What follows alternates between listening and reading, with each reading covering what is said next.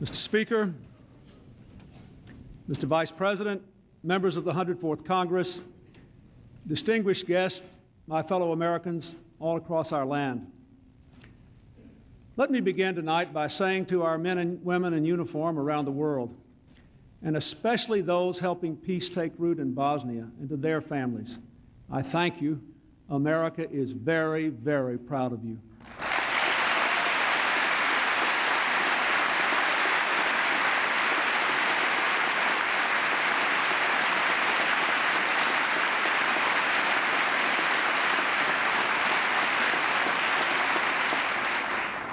My duty tonight is to report on the state of the Union, not the state of our government, but of our American community, and to set forth our responsibilities, in the words of our founders, to form a more perfect union. The state of the Union is strong. Our economy is the healthiest it has been in 3 decades.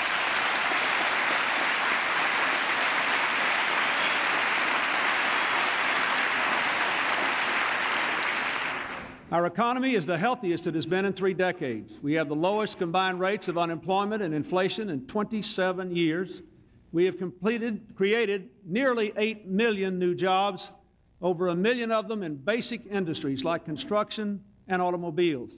America is selling more cars than Japan for the first time since the 1970s, and for 3 years in a row, we have had a record number of new businesses started in our country.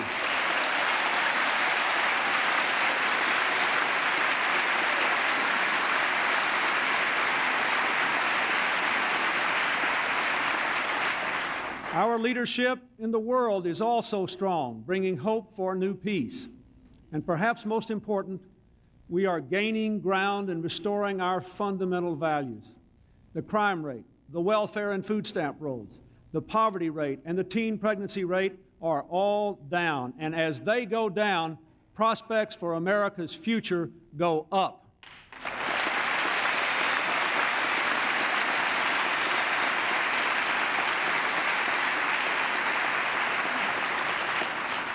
We live in an age of possibility.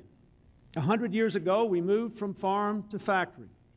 Now we move to an age of technology, information, and global competition.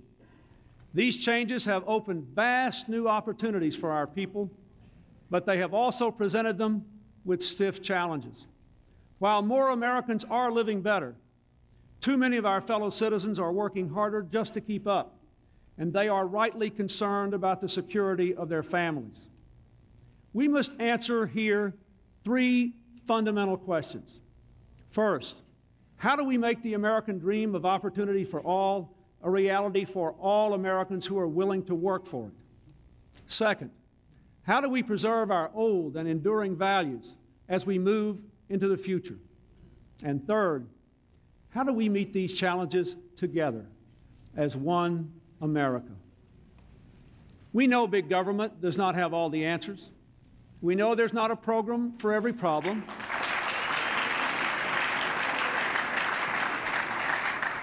We know and we have worked to give the American people a smaller, less bureaucratic government in Washington. And we have to give the American people one that lives within its means.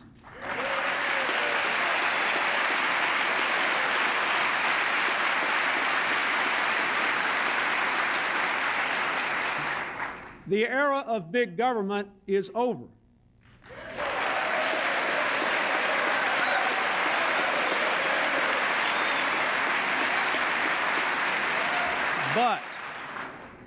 But we cannot go back to the time when our citizens were left to fend for themselves.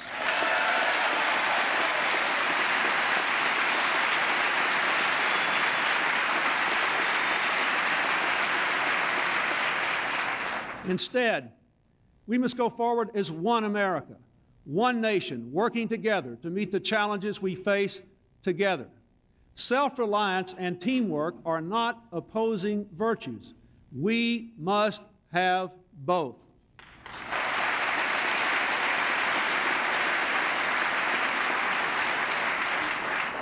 I believe our new, smaller government must work in an old-fashioned American way.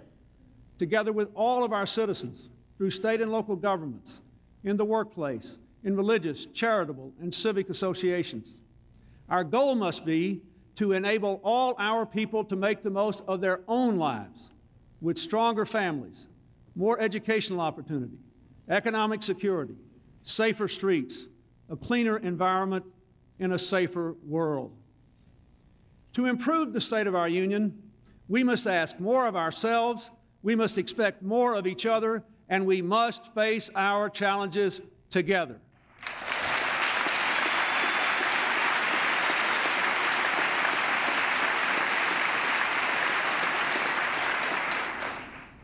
Here, in this place, our responsibility begins with balancing the budget in a way that is fair to all Americans.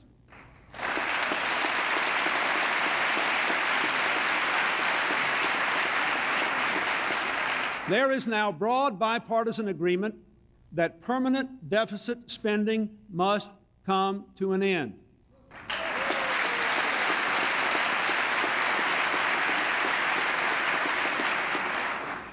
I compliment the Republican leadership and the membership for the energy and determination you have brought to this task of balancing the budget.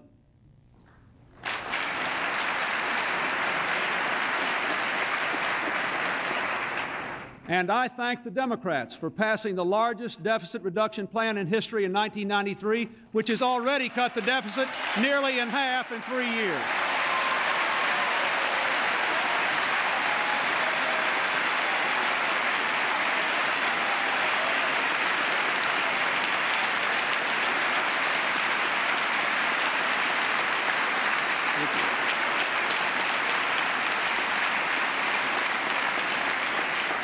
Since 1993, we have all begun to see the benefits of deficit reduction.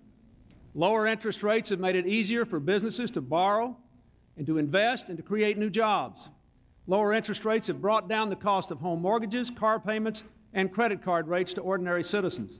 Now it is time to finish the job and balance the budget.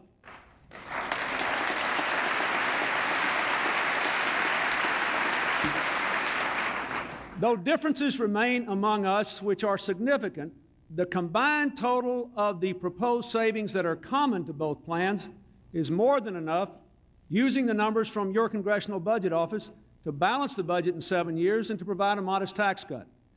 These cuts are real. They will require sacrifice from everyone. But these cuts do not undermine our fundamental obligations to our parents, our children, and our future, by endangering Medicare or Medicaid or education or the environment, or by raising taxes on working families.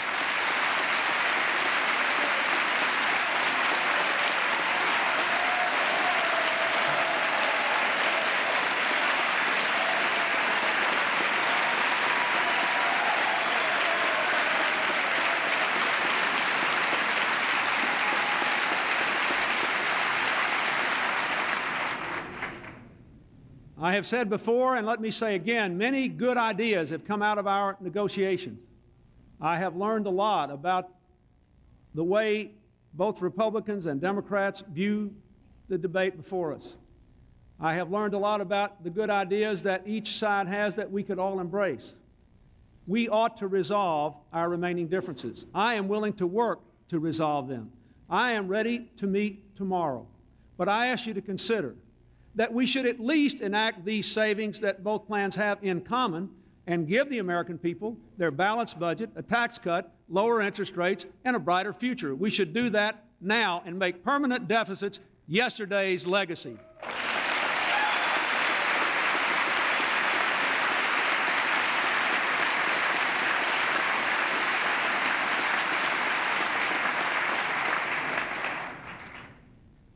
Now it is time for us to look also to the challenges of today and tomorrow, beyond the burdens of yesterday. The challenges are significant, but our nation was built on challenges. America was built on challenges, not promises. And when we work together to meet them, we never fail. That is the key to a more perfect union. Our individual dreams must be realized by our common efforts. Tonight, I want to speak to you about the challenges we all face as a people. Our first challenge is to cherish our children and strengthen America's families. Families are the foundation of American life. If we have stronger families, we will have a stronger America. Before I go on, I'd like to take just a moment to thank my own family and to thank the person who has taught me more than anyone else over 25 years about the importance of families and children. A wonderful wife, a magnificent mother, and a great First Lady. Thank you, Hillary.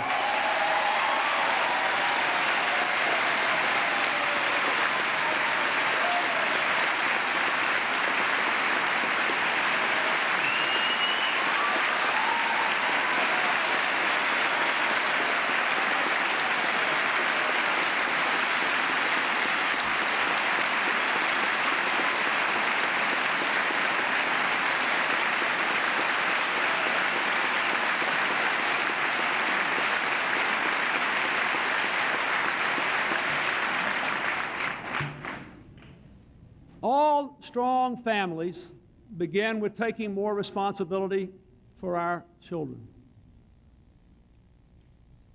I've heard Mrs. Gore say that it's hard to be a parent today, but it's even harder to be a child. So all of us, not just as parents, but all of us in our other roles, our media, our schools, our teachers, our communities, our churches and synagogues, our businesses, our governments, all of us have a responsibility to help our children to make it and to make the most of their lives and their God-given capacities. To the media, I say you should create movies and CDs and television shows you'd want your own children and grandchildren to enjoy.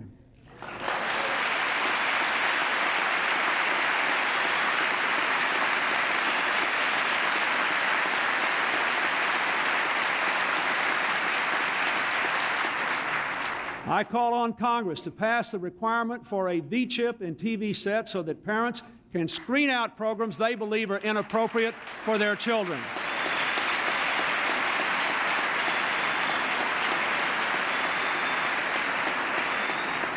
When parents control what their young children see, that is not censorship. That is enabling parents to assume more personal responsibility for their children's upbringing, and I urge them to do it. The V-chip requirement is part of the important telecommunications bill now pending in this Congress. It has bipartisan support, and I urge you to pass it now.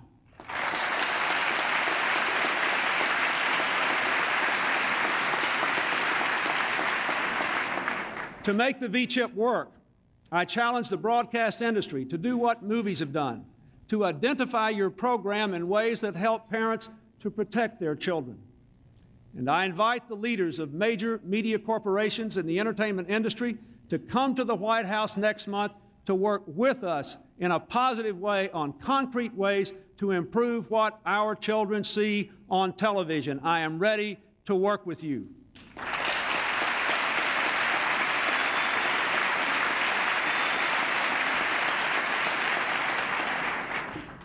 I say to those who make and market cigarettes, every year, 1 million children take up smoking, even though it's against the law. 300,000 of them will have their lives shortened as a result. Our administration has taken steps to stop the massive marketing campaigns that appeal to our children. We are simply saying, market your products to adults if you wish, but draw the line on children.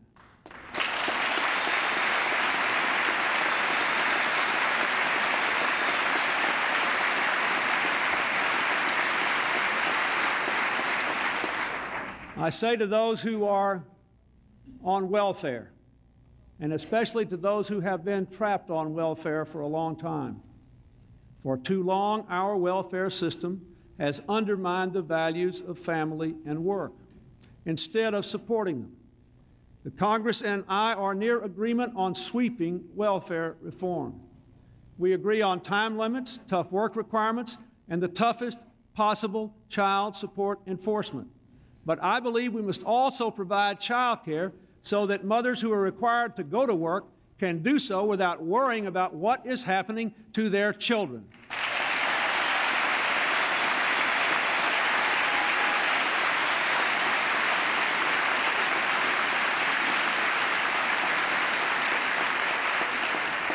I challenge this Congress to send me a bipartisan welfare reform bill that will really move people from welfare to work and do the right thing by our children. I will sign it immediately.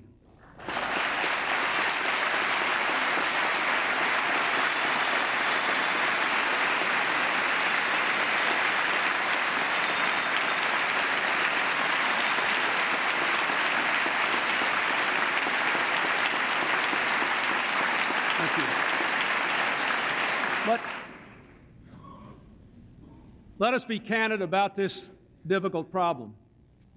Passing a law, even the best possible law, is only a first step. The next step is to make it work. I challenge people on welfare to make the most of this opportunity for independence. I challenge American businesses to give people on welfare the chance to move into the workforce.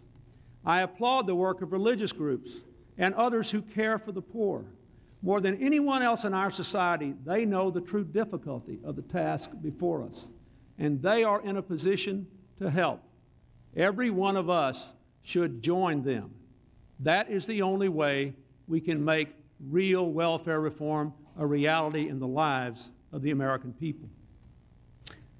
To strengthen the family, we must do everything we can to keep the teen pregnancy rate going down. I am gratified, as I'm sure all Americans are, that it has dropped for 2 years in a row, but we all know it is still far too high. Tonight, I am pleased to announce that a group of prominent Americans is responding to that challenge by forming an organization that will support grassroots community efforts all across our country in a national campaign against teen pregnancy. And I challenge all of us and every American to join their efforts. I call on American men and women in families to give greater respect to one another. We must end the deadly scourge of domestic violence in our country.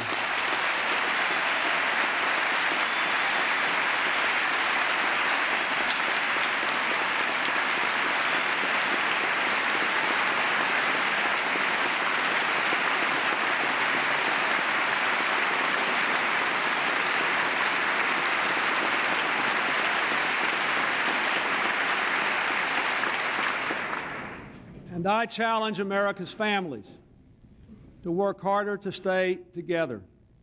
For families that stay together not only do better economically, their children do better as well. In particular, I challenge the fathers of this country to love and care for their children. If your family has separated, you must pay your child support. We're doing more than ever to make sure you do, and we're going to do more, but let's all admit something about that too. A check will never substitute for a parent's love and guidance. And only you can make the decision to help raise your children. No matter who you are, how low or high your station in life, it is the most basic human duty of every American to do that job to the best of his or her ability.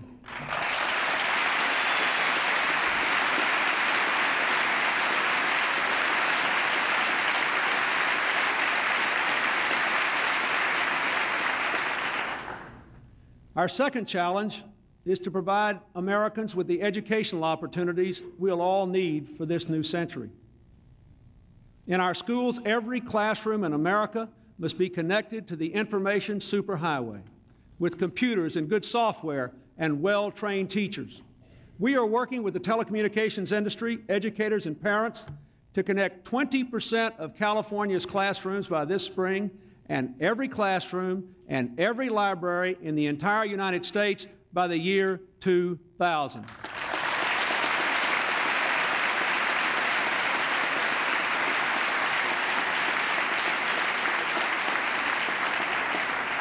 I ask Congress to support this education technology initiative so that we can make sure this national partnership succeeds. Every diploma ought to mean something. I challenge every community, every school, and every state to adopt national standards of excellence, to measure whether schools are meeting those standards, to cut bureaucratic red tape so that schools and teachers have more flexibility for grassroots reform, and to hold them accountable for results. That's what our Goals 2000 initiative is all about. I challenge every state to give all parents the right to choose which public school their children will attend, and to let teachers form new schools with a charter they can keep only if they do a good job.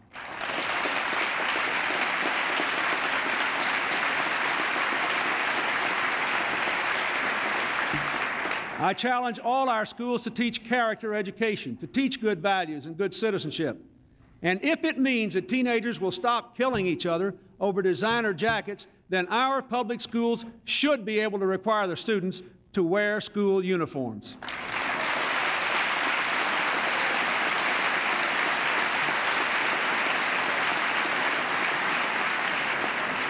I challenge our parents to become their children's first teachers.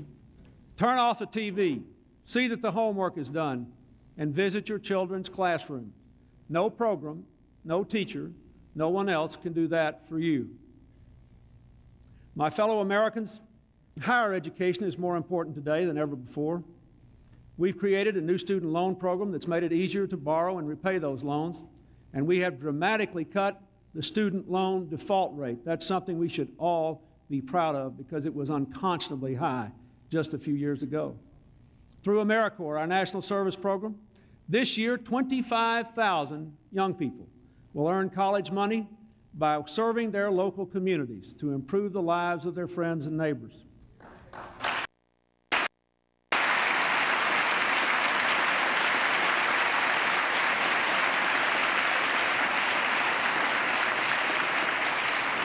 These initiatives are right for America, and we should keep them going. And we should also work hard to open the doors of college even wider.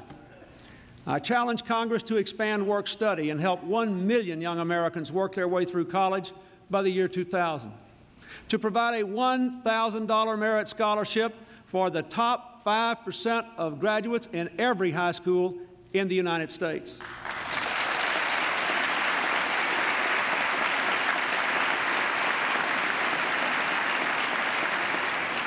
To expand Pell Grant scholarships for deserving and needy students, and to make up to $10,000 a year of college tuition tax deductible. It's a good idea for America.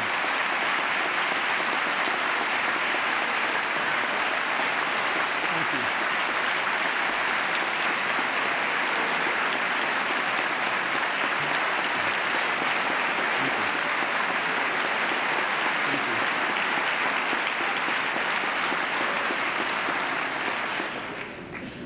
Our third challenge is to help every American who is willing to work for it achieve economic security in this new age. People who work hard still need support to get ahead in the new economy. They need education and training for a lifetime. They need more support for families raising children. They need retirement security. They need access to health care. More and more Americans are finding that the education of their childhood simply doesn't last a lifetime. So I challenge Congress to consolidate 70 overlapping, antiquated job training programs into a simple voucher worth $2,600 for unemployed or underemployed workers to use as they please for community college tuition or other training. This is a GI Bill for America's workers we should all be able to agree on.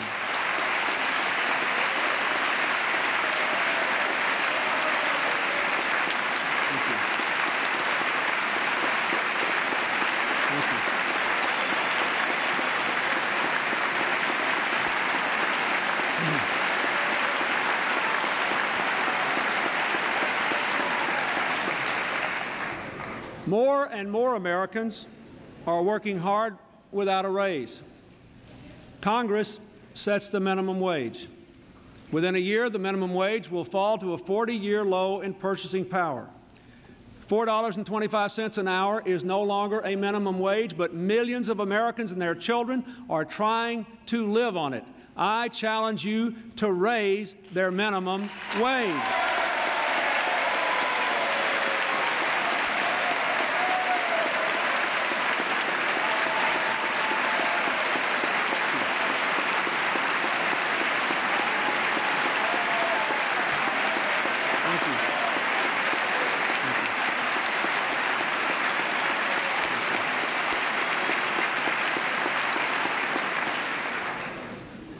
In 1993, Congress cut the taxes of 15 million hard-pressed working families to make sure that no parents who work full-time would have to raise their children in poverty, and to encourage people to move from welfare to work.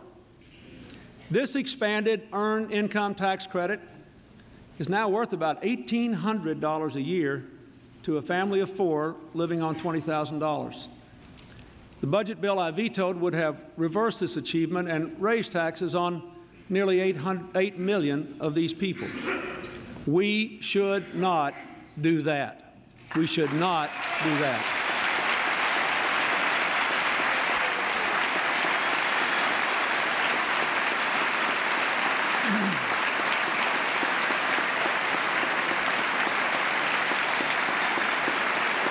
But I also agree that the people who are helped under this initiative are not all those in our country who are working hard to do a good job raising their children and at work. I agree that we need a tax credit for working families with children. That's one of the things most of us in this chamber, I hope, can agree on. I know it is strongly supported by the Republican majority, and it should be part of any final budget agreement.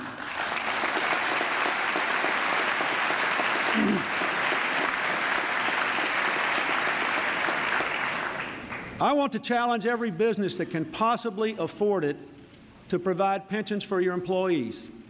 And I challenge Congress to pass a proposal recommended by the White House Conference on Small Business that would make it easier for small businesses and farmers to establish their own pension plans. That is something we should all agree on.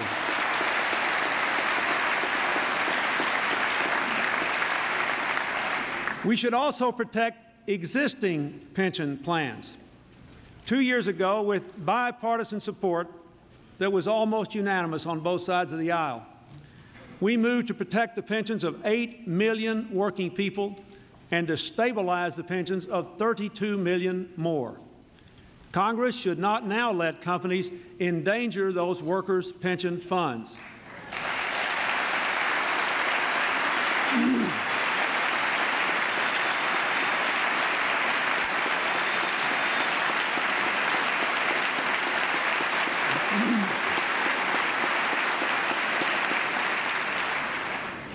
I know the proposal to liberalize the ability of employers to take money out of pension funds for other purposes would raise money for the Treasury, but I believe it is false economy.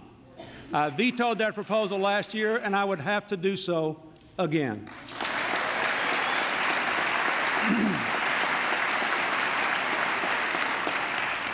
Finally, if our working families are going to succeed in the new economy, they must be able to buy health insurance policies that they do not lose when they change jobs or when someone in their family gets sick. Over the past 2 years, over 1 million Americans in working families have lost their health insurance. We have to do more to make health care available to every American. And Congress should start by passing the bipartisan bill sponsored by Senator Kennedy and Senator Kassebaum that would require insurance companies to stop dropping people when they switch jobs and stop denying coverage for pre-existing conditions. Let's all do that.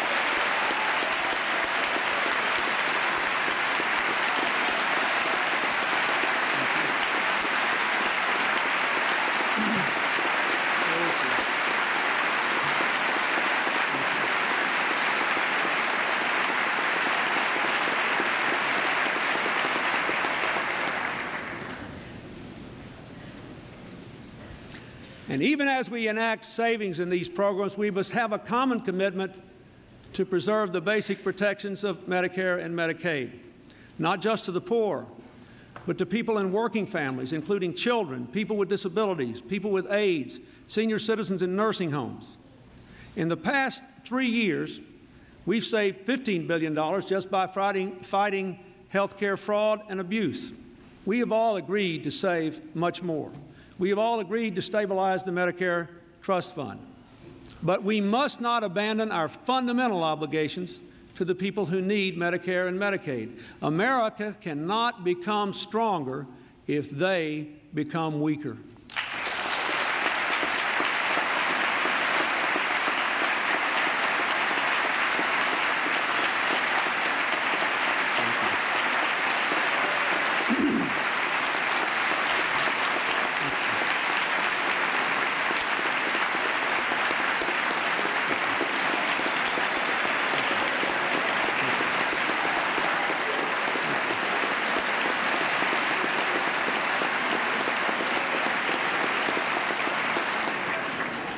The GI Bill for workers, tax relief for education and child rearing, pension availability and protection, access to health care, preservation of Medicare and Medicaid, these things, along with the Family and Medical Leave Act passed in 1993, these things will help responsible, hardworking American families to make the most of their own lives. But employers and employees must do their part as well, as they are doing in so many of our finest companies, working together, putting the long-term prosperity ahead of the short-term gain. As workers increase their hours and their productivities, employers should make sure they get the skills they need and share the benefits of the good years as well as the burdens of the bad ones. When companies and workers work as a team, they do better, and so does America. Our fourth great challenge is to take our streets back from crime and gangs and drugs. At last, we have begun to find a way to reduce crime, forming community partnerships with local police forces to catch criminals and prevent crime. This strategy, called community policing, is clearly working. Violent crime is coming down all across America. In New York City, murders are down 25%, in St. Louis 18%, in Seattle 32%. But we still have a long way to go before our streets are safe and our people are free from fear. The Crime Bill of 1994 is critical to the success of community policing. It provides funds for 100,000 new police in communities of all sizes. We're already a third of the way there, and I challenge the Congress to finish the job. Let us stick with a strategy that's working and keep the crime rate coming down.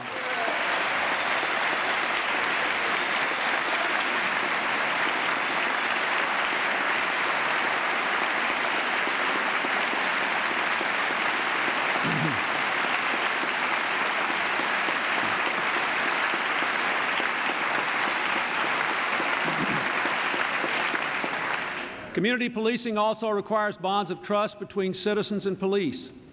I ask all Americans to respect and support our law enforcement officers.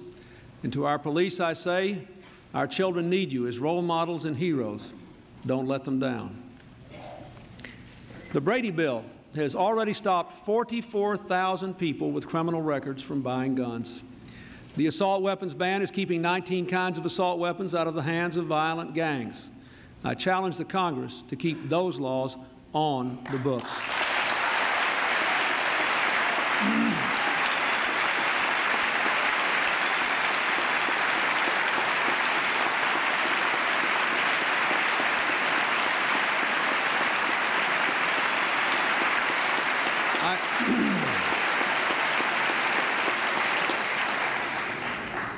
Our next step in the fight against crime is to take on gangs the way we once took on the mob. I'm directing the FBI and other investigative agencies to target gangs that involve juveniles in violent crime and to seek authority to prosecute as adults teenagers who maim and kill like adults. And I challenge local housing authorities and tenant associations. Criminal gang members and drug dealers are destroying the lives of decent tenants. From now on, the rule for residents who commit crime and peddle drugs should be one strike and you're out.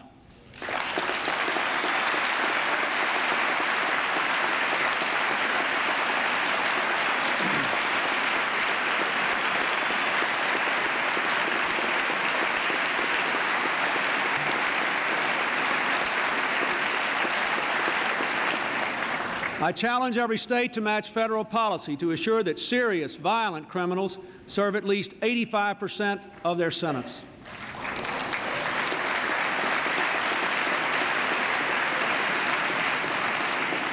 More police and punishment are important, but they're not enough. We have got to keep more of our young people out of trouble with prevention strategies not dictated by Washington, but developed in communities. I challenge all of our communities, all of our adults, to give our children futures to say yes to. And I challenge Congress not to abandon the crime bill support of these grassroots prevention efforts.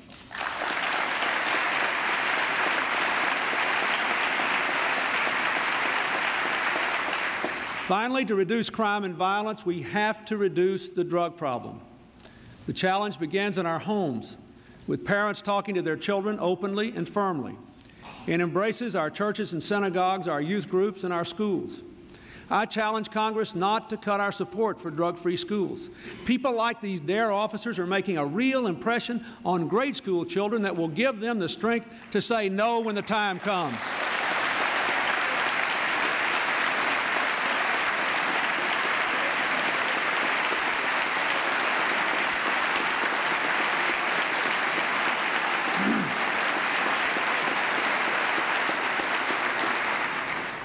Meanwhile, we continue our efforts to cut the flow of drugs into America. For the last 2 years, one man in particular has been on the front lines of that effort. Tonight, I am nominating him, a hero of the Persian Gulf War and the Commander-in-Chief of the United States Military Southern Command, General Barry McCaffrey, as America's new drug czar.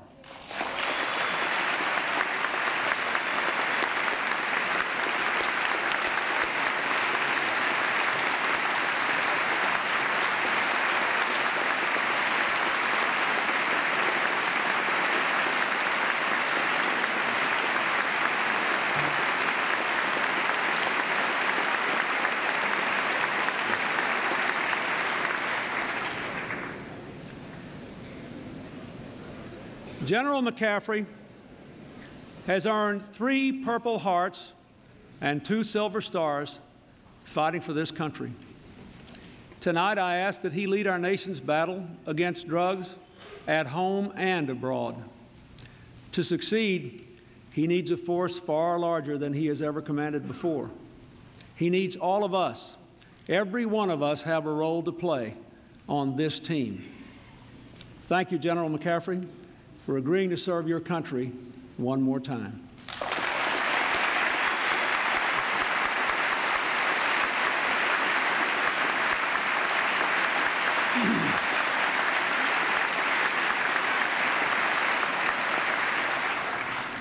Our 5th challenge, to leave our environment safe and clean for the next generation.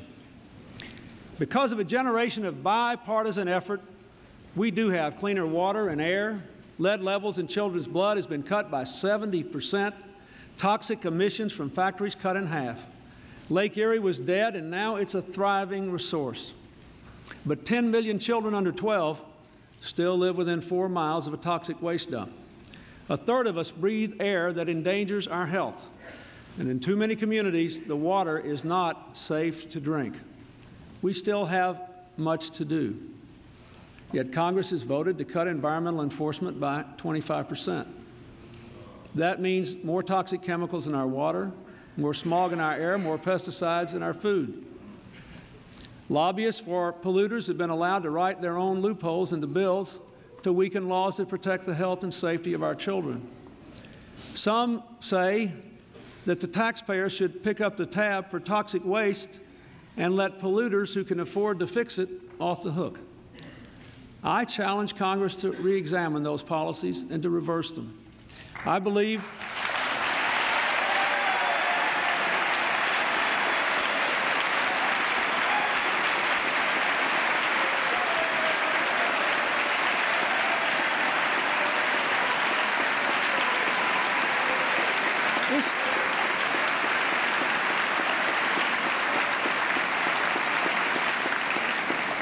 this issue has not been a partisan issue. The most significant environmental gains in the last 30 years were made under a Democratic Congress and President Richard Nixon. We can work together.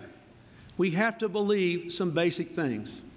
Do you believe we can expand the economy without hurting the environment? I do.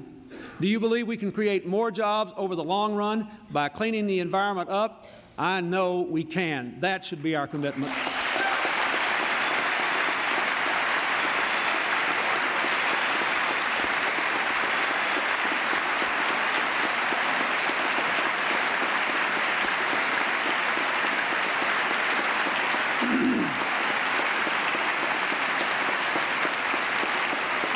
We must challenge businesses and communities to take more initiative in protecting the environment, and we have to make it easier for them to do it.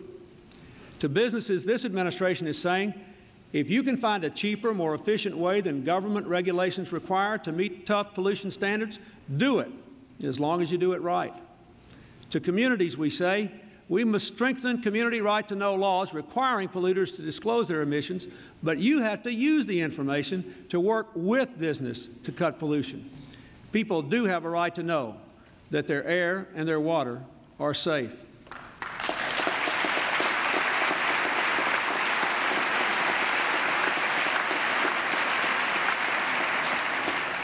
Our sixth challenge is to maintain America's leadership in the fight for freedom and peace throughout the world. Because of American leadership, more people than ever before live free and at peace. And Americans have known 50 years of prosperity and security. We owe thanks especially to our veterans of World War II.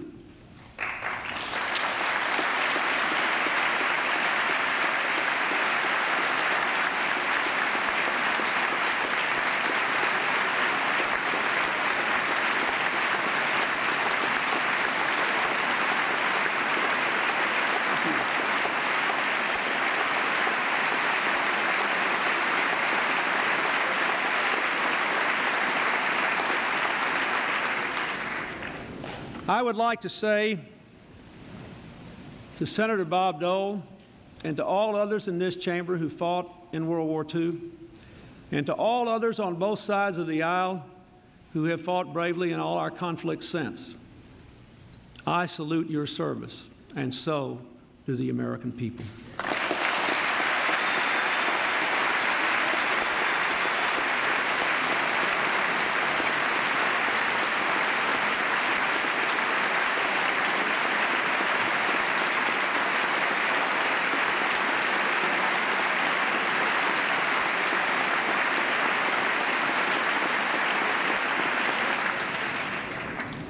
All over the world, even after the Cold War, people still look to us and trust us to help them seek the blessings of peace and freedom.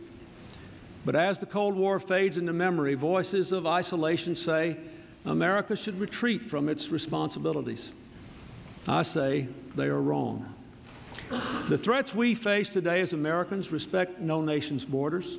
Think of them: terrorism, the spread of weapons of mass destruction, organized crime, drug trafficking, ethnic and religious hatred, aggression by rogue states, environmental degradation. If we fail to address these threats today, we will suffer the consequences in all our tomorrows.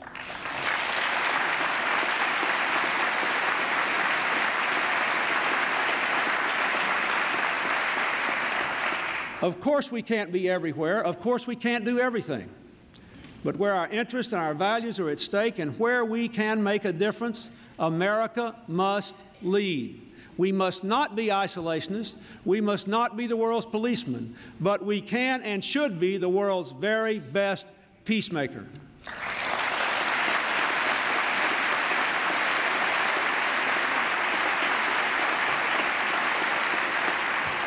By keeping our military strong, by using diplomacy where we can and force where we must, by working with others to share the risk and the cost of our efforts, America is making a difference for people here and around the world.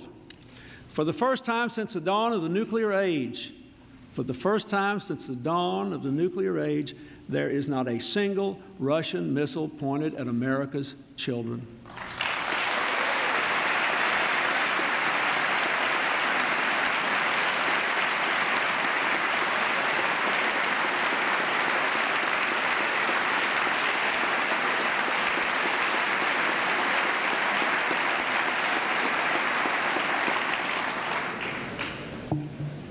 North Korea has now frozen its dangerous nuclear weapons program. In Haiti, the dictators are gone. Democracy has a new day. The flow of desperate refugees to our shores has subsided. Through tougher trade deals for America, over 80 of them, we have opened markets abroad, and now exports are at an all-time high, growing faster than imports and creating good American jobs.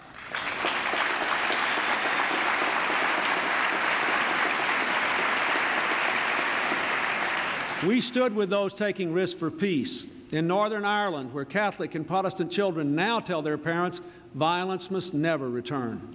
In the Middle East, where Arabs and Jews who once seemed destined to fight forever now share knowledge and resources and even dreams. And we stood up for peace in Bosnia.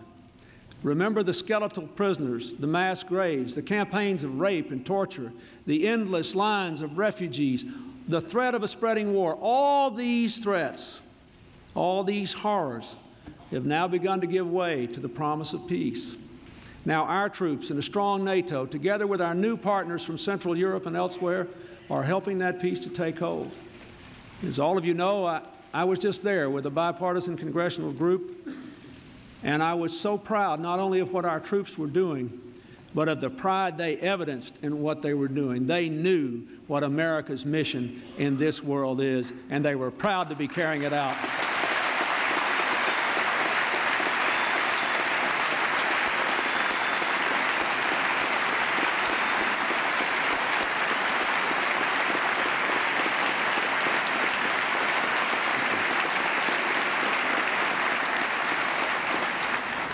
Through these efforts, we have enhanced the security of the American people. But make no mistake about it, important challenges remain. The START II treaty with Russia will cut our nuclear stockpiles by another 25%. I urge the Senate to ratify it now.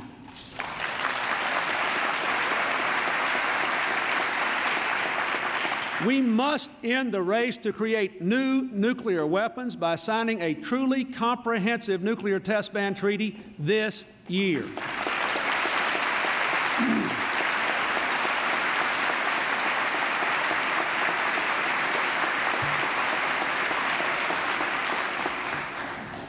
As we remember what happened in the Japanese subway, we can outlaw poison gas forever if the Senate ratifies the Chemical Weapons Convention this year.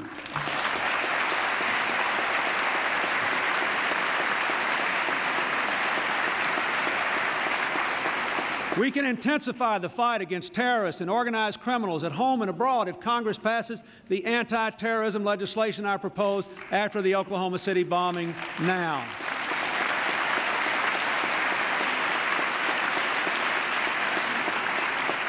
We can help more people move from hatred to hope all across the world in our own interest if Congress gives us the means to remain the world's leader for peace.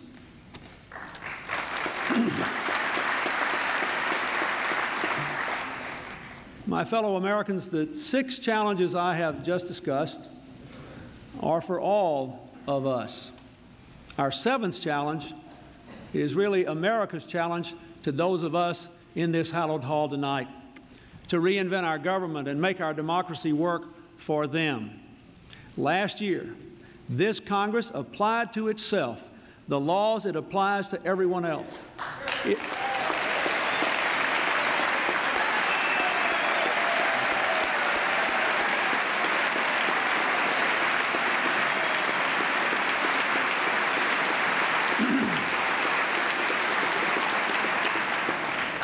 This Congress banned gifts and meals from lobbyists. This Congress forced lobbyists to disclose who pays them and what legislation they are trying to pass or kill. This Congress did that, and I applaud you for it.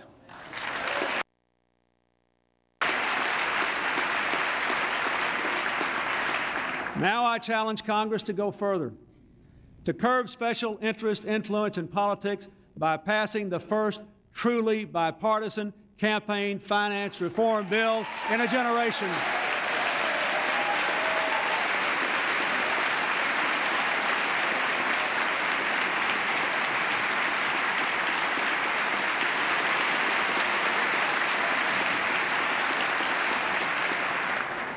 You, Republicans and Democrats alike, can show the American people that we can limit spending and we can open the airwaves to all candidates. And I also appeal to Congress to pass the line item veto you promised the American people.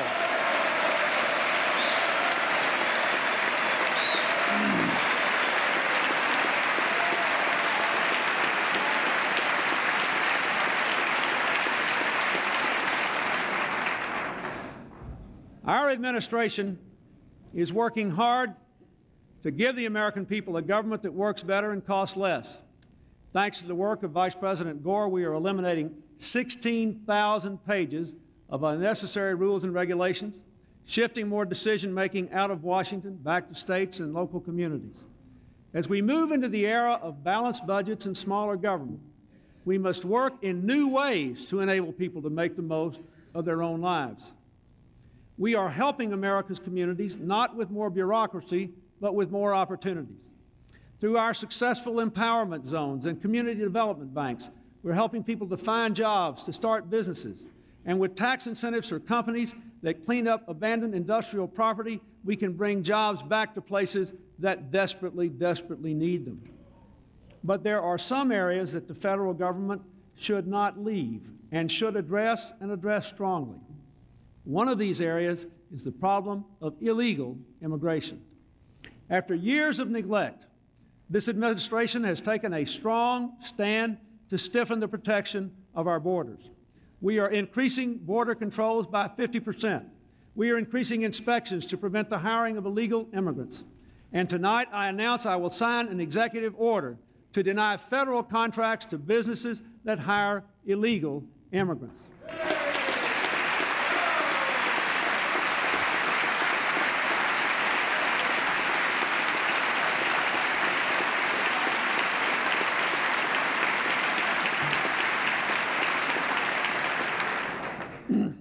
Let me be very clear about this. We are still a nation of immigrants. We should be proud of it. We should honor every legal immigrant here working hard to be a good citizen, working hard to become a new citizen. But we are also a nation of laws. I want to say a special word now to those who work for our federal government. Today, the federal workforce is 200,000 employees smaller than it was the day I took office as president.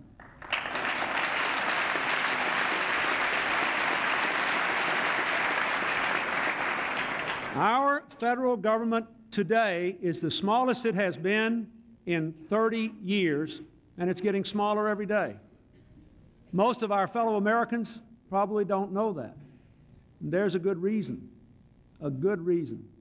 The remaining federal workforce is composed of hardworking Americans who are now working harder and working smarter than ever before to make sure the quality of our services does not decline.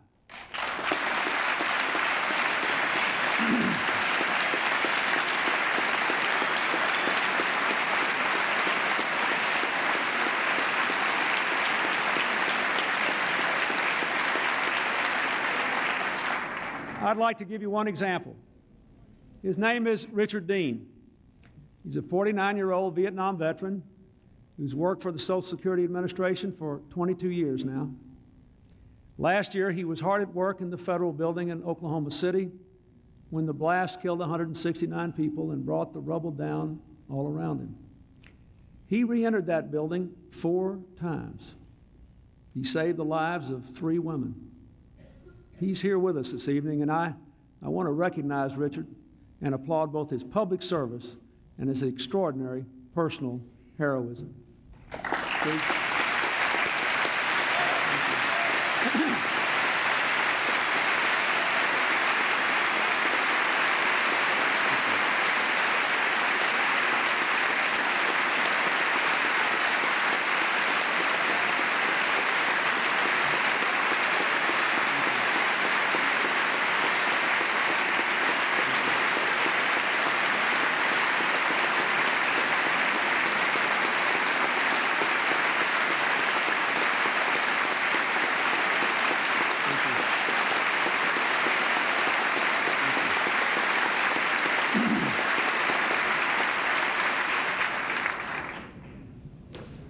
But Richard Dean's story doesn't end there.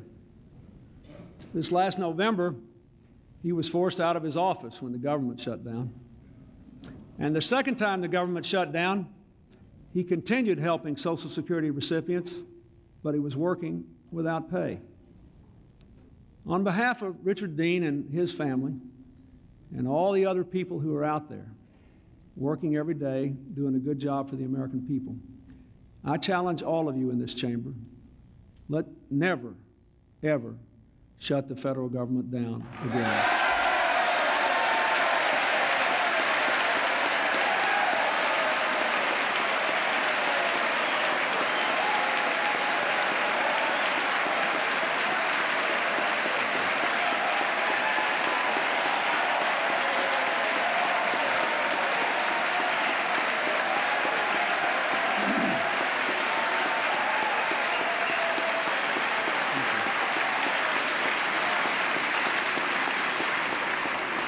On behalf of all Americans, especially those who need their Social Security payments at the beginning of March, I also challenge the Congress to preserve the full faith and credit of the United States, to honor the obligations of this great nation as we have for 220 years, to rise above partisanship and pass a straightforward extension of the debt limit and show people America keeps its word.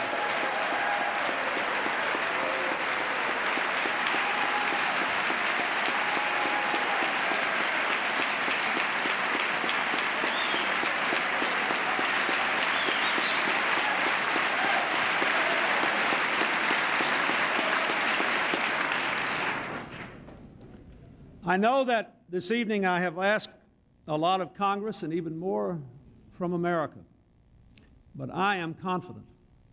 When Americans work together in their homes, their schools, their churches, synagogues, their civic groups, their workplace, they can meet any challenge. I say again, the era of big government is over, but we can't go back to the era of fending for yourself.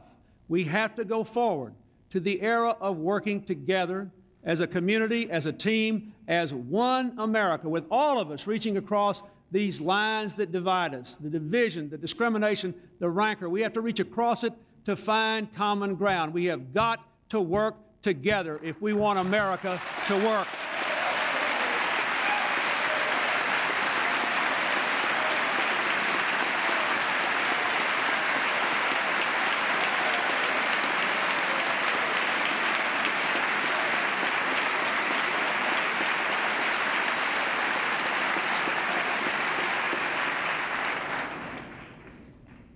I want you to meet two more people tonight who do just that. Lucius Wright is a teacher in the Jackson, Mississippi public school system. A Vietnam veteran, he's created groups to help inner-city children turn away from gangs and build futures they can believe in. Sergeant Jennifer Rogers is a police officer in Oklahoma City. Like Richard Dean, she helped to pull her fellow citizens out of the rubble and deal with that awful tragedy. She reminds us that in their response to that atrocity, the people of Oklahoma City lifted all of us with their basic sense of decency and community.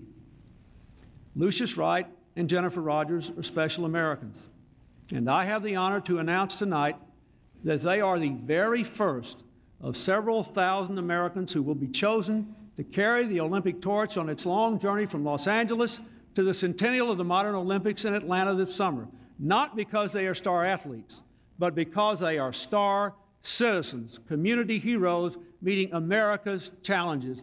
They are our real champions. Please stand up. Thank you.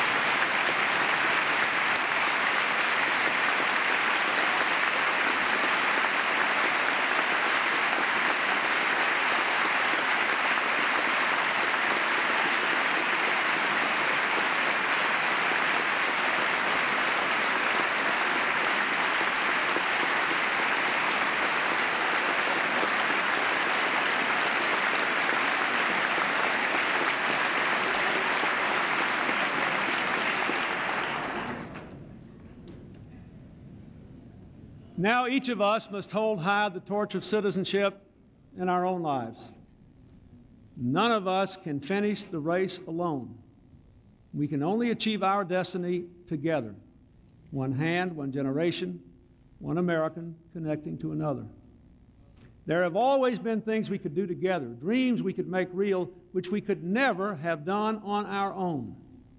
We Americans have forged our identity, our very union, from the very point of view that we can accommodate every point on the planet, every different opinion, but we must be bound together by a faith more powerful than any doctrine that divides us, by our belief in progress, our love of liberty, and our relentless search for common ground. America has always sought and always risen to every challenge. Who would say that having come so far together, we will not go forward from here? Who would say that this age of possibility is not for all Americans? Our country is and always has been a great and good nation. But the best is yet to come if we all do our part. Thank you, God bless you, and God bless the United States of America. Thank you.